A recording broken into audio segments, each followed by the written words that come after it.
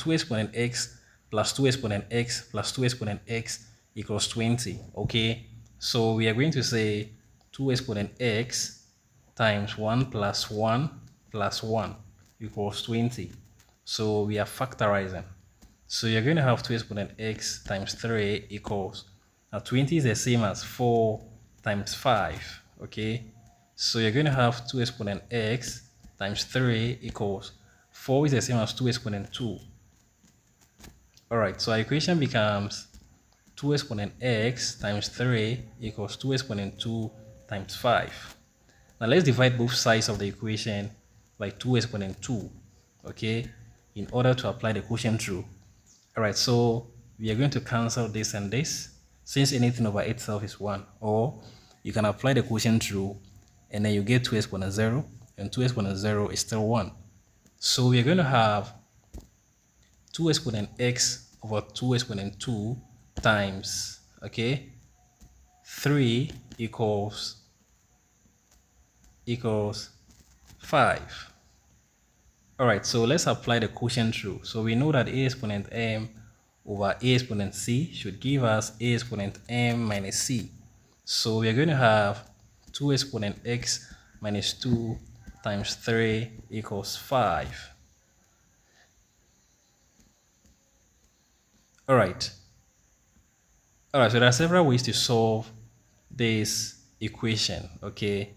So let's divide here by 3 and then here by 3. Alright, so we are left with 2 exponent x minus 2 equals 5 over 3. Now let's apply logarithms. So we say log 2 exponent x minus 2 equals log 5 over 3. Alright, so we say, let's apply, okay, so our equation becomes, okay, so we know that log a exponent n base b should give us n log a base b. So you're going to have x minus 2 times log 2 equals log 5 over 2. Alright, now let's introduce another law of logarithm. So if you have log a over b, this gives us log a minus log b. So our equation becomes x minus 2 times log 2 equals log 5 minus log 2. Okay, now we want to divide, we want to make s the subject of the equation. Okay, so we start by removing anything that is attached to s. The first thing we do is to divide here by 2, by log 2, here by log 2, here by log 2. So this and this will cancel. So now we are left with x minus 2 equals log 5, okay, log 5 over log 2 minus log, okay.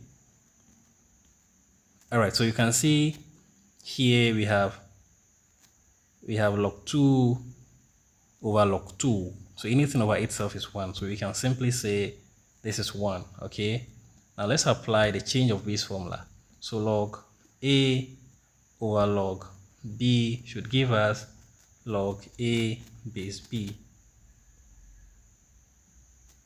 So our equation becomes x minus 2 equals log 5 base 2 minus 1. So we are going to have x equals log 5 base 2 minus 1 plus 2. Now this gives us x equals log 5 base 2 minus 1 plus 2 is 1. Okay, so this is our answer. So you're going to have log 5 base 2 plus 1.